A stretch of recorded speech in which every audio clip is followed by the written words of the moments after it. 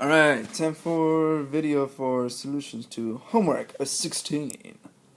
Alright, look at number 1. Number 1 and 2, we're solving the equalities or inequalities.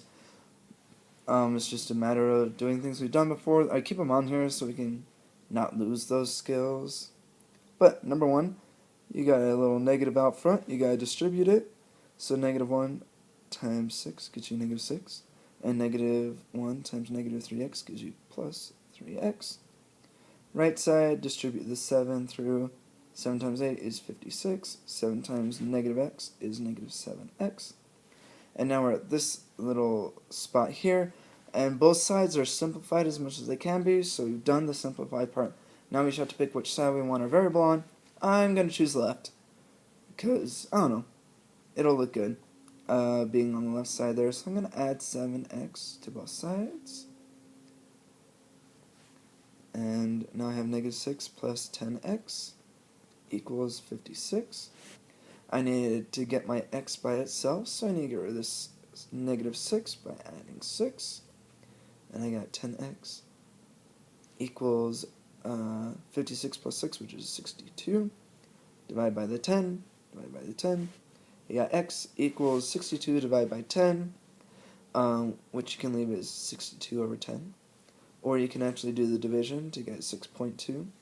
Or you can just simplify the fraction, dividing top and bottom by 2 to get 31 over 5.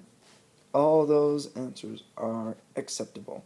Oh, and you can turn it into a mixed fraction, which is 6 and 1/5, if you want to go that far. Okay, anyway, next one.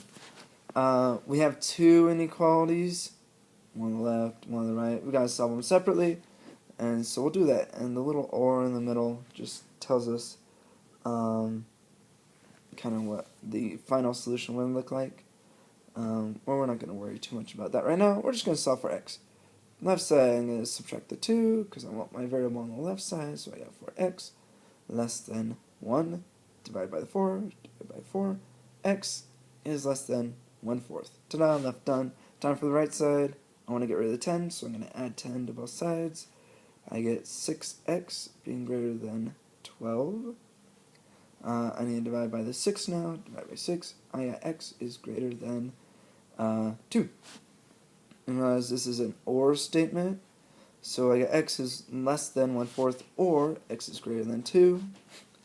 If you really want to like graph it, you would have like 0 here, 1 here, 2 here. 1/4 is about here-ish.